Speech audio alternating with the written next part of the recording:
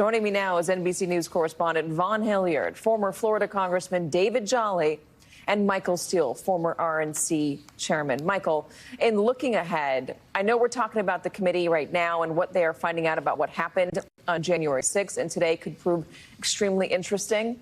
But we have to also look forward. This lie about the election, which has been repeated by Donald Trump and then by Republicans throughout the country now for going on 2 years, a year and a half. No, 2 years. My math is beating me. It's pervasive. And there are a number of people who are running for elections positions who are embracing it. Now, whether they actually believe it or they're just using it to their advantage for their own political power, that doesn't really matter because, you know, some people are eating it up. Yeah, they are. It's the self-perpetuation of the lie. It keeps them in good stead with a rabid base inside the GOP. It is one of the things that Mitch McConnell and others inside the party have been very concerned about coming out of these primaries, that you're putting forth candidates who, while they may wow the base and get everybody all revved up and feeling real juicy, they got to then go on and win a general election. And that becomes a problem because they don't necessarily translate more broadly across a congressional district or across an entire state. And that then hampers the opportunity to actually not just gain momentum, but take advantage of the momentum to take the House back, for example, to win more state legislative races in various states. So this is the continuation of that long strain of rabid republicanism inside the party, that, it's all about, standing with Donald Trump, not necessarily about putting forth something that voters more broadly are going to accept. And David Jolly, there are now, I believe, 17 candidates in different states, as many as 23 states, who are election deniers running for either governor or secretary of state, positions that will have a critical role over the electors in 2024. And so this spreading conspiracy would be enough if these people are elected and if they stick to their election positions. These people would be in position if Donald Trump were to run again, or any other candidate who wants to deny an election. Anyone who loses and tries to win by having fake electors successfully chosen and battleground states changed. That's right, Andrea. I would say the challenges to our democracy from today's Republican Party did not end with the sunset on January 6th. They have continued, as we have seen Donald Trump and the Trump wing of the Republican Party try to put in place administrators of future elections to reflect Donald Trump's vision that winning at all costs is fair if that means undoing our democracy and undoing the rule of law. And I think in many ways what is most important about these hearings that we're seeing as it relates to today's Republican Party's placement of these election administrators is, short of Merrick Garland's Department of Justice indicting Donald Trump, this is the moment where the country sits in the jury box considering the fate of Donald Trump and the election deniers in today's Republican Party. And if the country says, maybe some bad things happened, but we're not able to wrestle control of the Republican Party, then this becomes doctrine and dogma of today's Republican Party. It's very akin, as Michael knows well, when the Tea Party kind of snuck in through the Republican Party and Republican elders said, yeah, it won't be a problem. And then the Republican Party became the Tea Party. What you're seeing now is the framework of election deniers becoming the backbone and asserting the doctrine of today's Republican Party that will be a reflection of the party tomorrow. Now there's reporting the Tea Party is uncomfortable with the members that have taken over that wing of the Republicans in Congress. Vaughn Hilliard, we have fixed your audio issues. You are in Colorado watching some primaries out there. Give us the state of these races and who's running and what their chances are. Yeah, I think there is also some important context that I think that we should alert the broader public to, and that is the way in which the Democratic aligned forces have waded into these GOP primaries. Let's just look at Colorado here. You have a U.S. Senate primary, a GOP primary.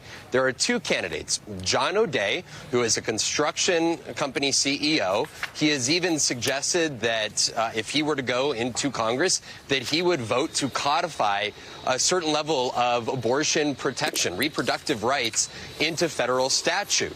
But then he's facing a guy by the name of Ron Hanks, who was outside the Capitol on January 6th, is an election denier who recorded a video of himself shooting up a mock Dominion voting machine.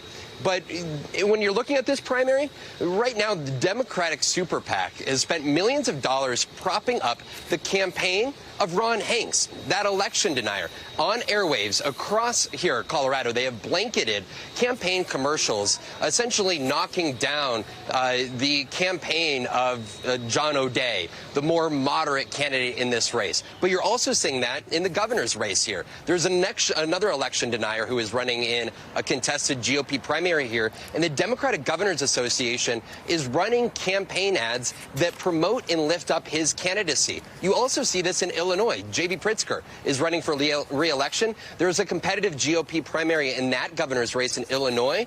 Well, there's the Trump-backed candidate, Darren Bailey, who has also had ads that have been promoted by the Democratic Governors Association promoting his candidacy. The idea of this is that the Democratic aligned forces are trying to help the candidates who they see as easier to beat come to the general election. But as we just laid out here, that is a dangerous game that they are playing by ultimately promoting individuals who could, in a general election, be in charge of not only having votes in the U.S. Senate, but it's certifying the election results here at the governor's level or the Secretary of State's level.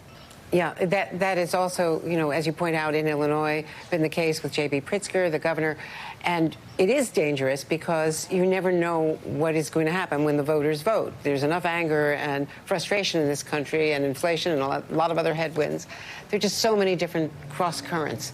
You don't know who's going to end up being elected, and certainly could be the case in Pennsylvania if a similar strategy were tried there. Another January 6th participant, the Republican nominee for governor, you know, running, who says that he is in favor of a total abortion ban and would go along with the Republican legislature there, which has tried that before, but they're repeatedly vetoed by the Democratic term-limited governor. So there are a lot of different factors here. Michael Steele, I also want to just bring in, returning to the hearing today and what's at stake, because this all gets back to the alleged scheme to try to deny the election, the role we now know of Eastman, Jeffrey Clark, in trying to create that scheme, carry it out, take over the Justice Department, and now this key witness, Cassidy Hutchinson. Just to point out, she's 25 years old, and there's this tweet from Chris Krebs. He was the cybersecurity expert, remember, who was forced out for saying that there was no fraud, that there was no problem there on the cyber front. And he has tweeted, Cassidy Hutchinson is showing remarkable courage for speaking up about the efforts to overturn a legitimate election and the peaceful transfer of power. He writes, what she's been through and will continue to experience, no one should go through. This is fortitude. And that is a key point, Michael, that by exposing herself today as a live witness, given whatever, you know, reported pressure or threats or intimidation may be involved, she is now a public figure on a world stage. Yeah, she is, Andrea, and I think that's important at this point to recognize how this has all kind of come together. Clearly, she had given testimony before, 2 or 3 times before, but in the process of that, she probably had her own personal revelations about all of this and decided to come forward with something else. That's what brought us to this moment.